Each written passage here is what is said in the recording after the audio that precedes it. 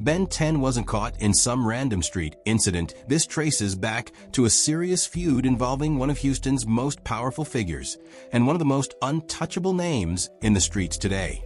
At the center of it, J. Prince and NBA YoungBoy.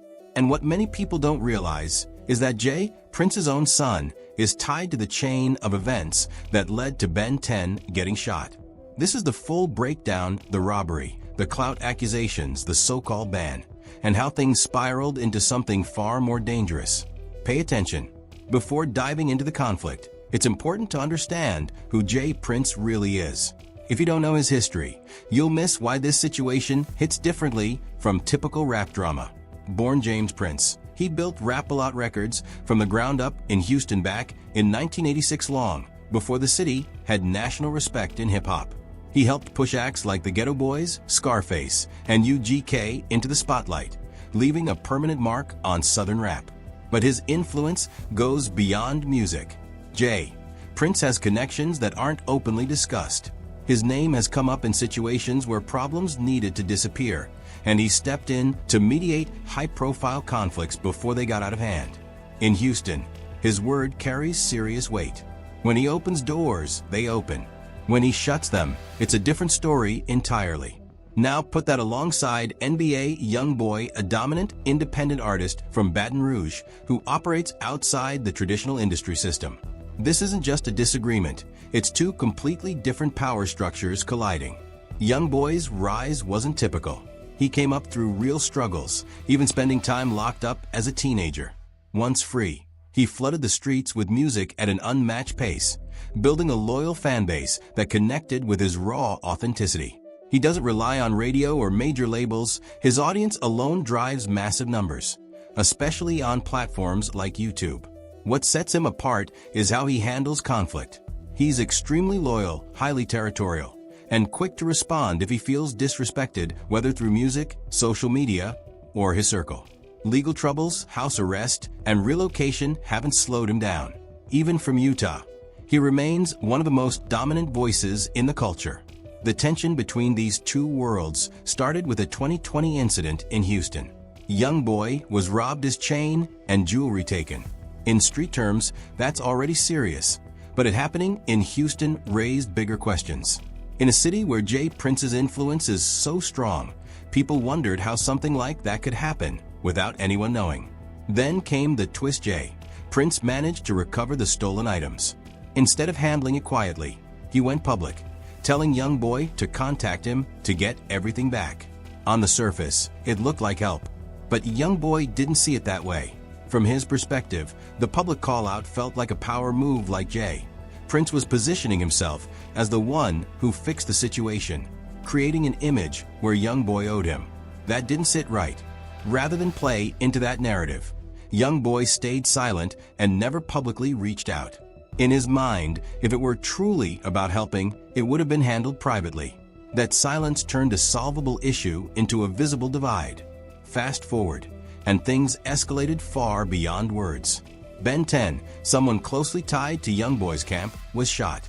And this is where the situation takes a darker turn. The shooting is believed to connect back to an incident involving J. Prince's son. According to what's been circulating, a situation was set up involving YoungBoy's brother, leading to a confrontation. After that, Ben 10 ended up getting shot. To many, this wasn't random. It looked like a direct escalation between the two camps. From YoungBoy's side, it reinforced the belief that J. Prince and his circle were moving against him. At that point, it stopped being about industry tension and turned into something much more serious. Layered on top of this is the idea that YoungBoy is no longer welcome in Houston. Not officially, but in a way that still carries weight through industry pressure, lack of bookings, and potential street-level risks. That kind of influence isn't written down, but it's real. YoungBoy's response? He didn't fold.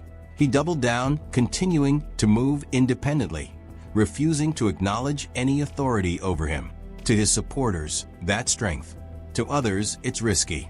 Stepping back, this situation reflects a bigger clash in hip-hop. J.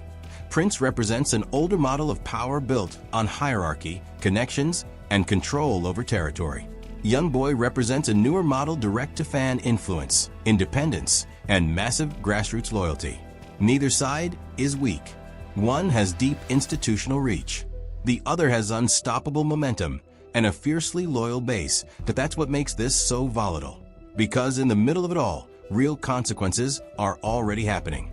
Ben 10 getting shot isn't just a headline, it's a reminder that situations like this don't stay contained. And historically, it's rarely the main figures who take the hits, it's the people around them. At its core, this isn't just about ego or music, it's about pride, power, and perception. Two forces, both unwilling to back down, locked in a situation where neither can afford to lose. And when that's the case, things don't usually cool off on their own. And street organization, that's a specific kind of power that has ruled certain parts of the rap game for decades. YoungBoy's power is horizontal. It's built on mass. The sheer number of real people across the country who genuinely ride for him. Not because they've been organized to, not because they're being paid to, but because they authentically connect with his music and his story.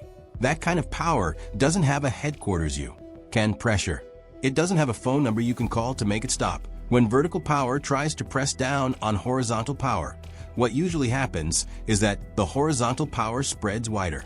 The pressure doesn't eliminate it, it broadcasts it.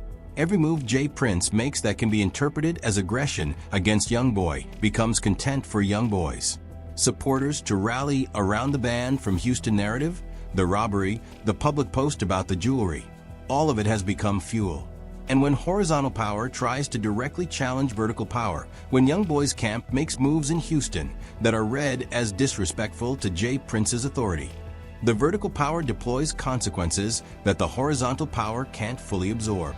Ben 10 getting shot.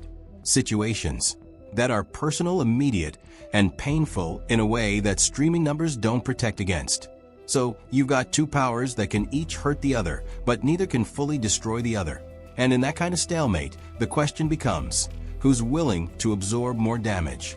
YoungBoy's entire brand is built on being unbothered, on taking loss and turning it into fuel, on being the one who doesn't need your city's permission, doesn't need your cosign, doesn't need your blessing. His entire positioning in the culture is predicated on showing that no external force can break him. If he backs down from J. Prince, if he tries to negotiate, make peace, acknowledge J. Prince's power, he undermines the entire mythology that his career is built on.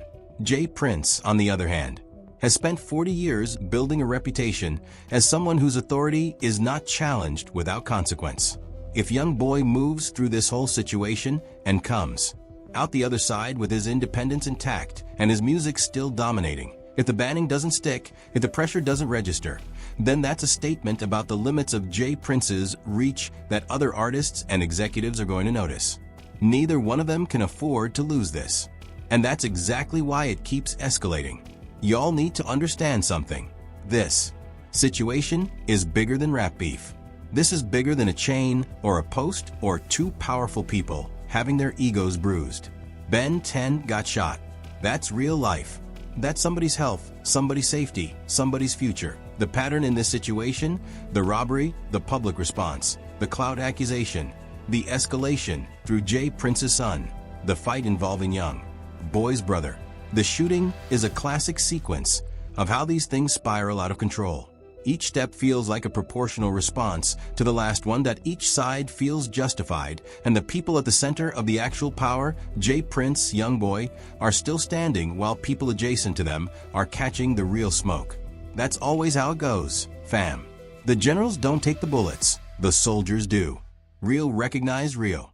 And what I recognize in this situation is two men who are both legitimate in their own right, both with real legacies, both with real power, and who could theoretically coexist in the culture because there's enough room.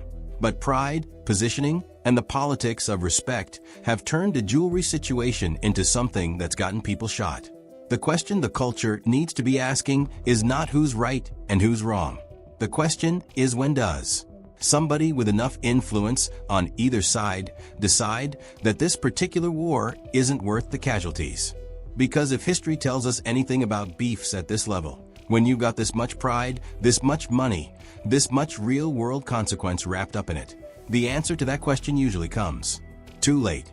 Drop in the comments, Who do you think moves wrong first in this situation? Was YoungBoy right to read J Prince's public post as clout chasing? Or was J Prince genuinely trying to help and got no credit? And do you think this thing ever gets resolved, or is Houston permanently closed to YoungBoy? I'll be back with more. Again, thanks for watching this video. If you like this video, then subscribe to watch more content like this.